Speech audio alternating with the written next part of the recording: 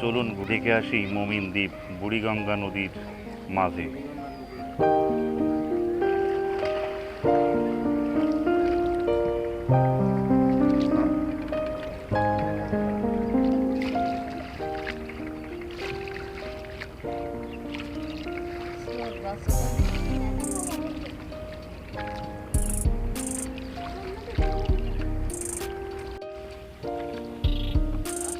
বন্ধুরা, আপনারা দেখতে পাচ্ছেন এই মুহূর্তে বুড়িগঙ্গা নদীর মাঝখানে মোমিন দ্বীপটা দেখার জন্য। তো এখানে দেখতে আসতে হলে অবশ্যই আপনাকে নৌকার মাধ্যমে বা ট্রলারের মাধ্যমে আসতে হবে। চারিপাশে শুধু পানি, মাঝখানে আপনাদেরকে একটু দেখাই, দেখুন কি সুন্দর পানি।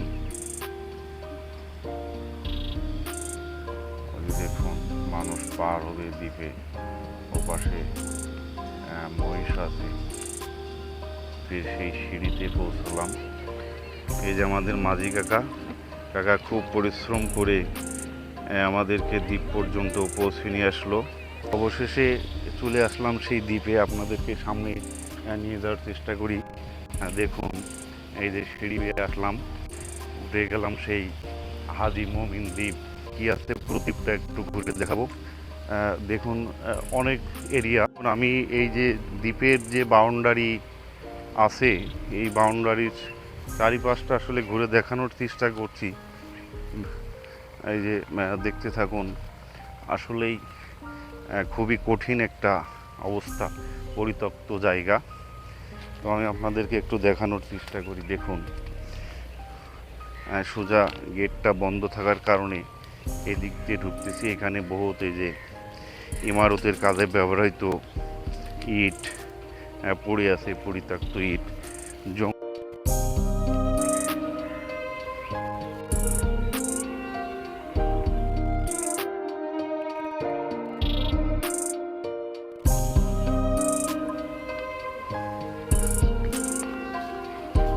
শুনেছি হাজি মোমিন মিয়া যখন এখানে বসবাস করত, তখন এইখানে গরুর ফার্ম ছিল, মহিষের খামার ছিল।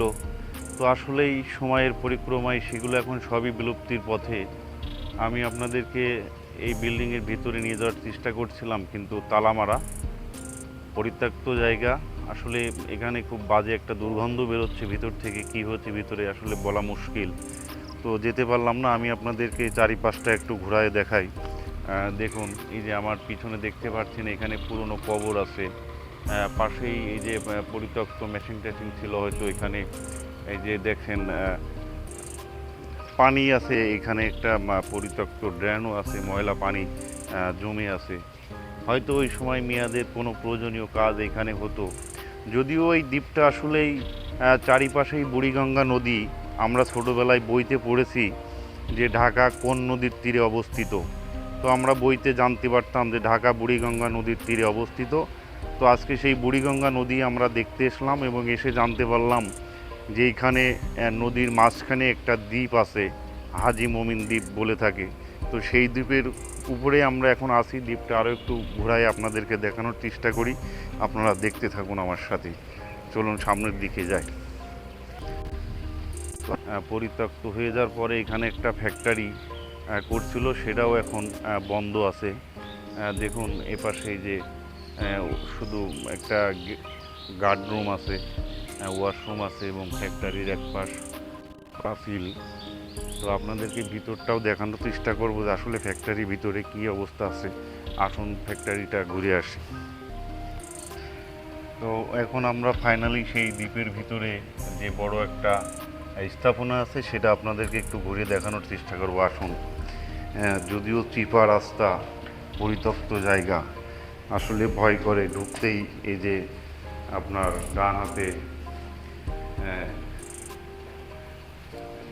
আছে, এটা হচ্ছে যে সম্ভবত আপনার একটা ওয়াশরুম, পরিত্যক্ত ভুতুড়ে কারখানার মতো আর কি। এ পাশে এই যে ছোট চিপা দিয়ে দেখাই আপনাদেরকে, ওপাশেই মনে হচ্ছে যে সিঁড়ি আছে। অনেকেই আবার এটা ভূতের রাজ্যও বলে থাকে। তো ভয়ও করছে যে কোথায় আসলাম।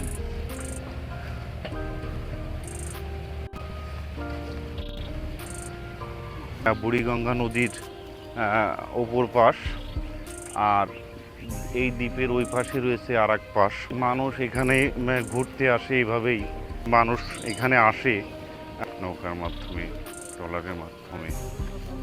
তো এটাই ছিল মোমিন দ্বীপের গল্প। আমি আপনাদেরকে পুরো দ্বীপটা একটু ঘুরিয়ে দেখানোর চেষ্টা করলাম। তো অবশেষে মোমিন দ্বীপ ঘুরে আমরা আবার ফিরে যাচ্ছি।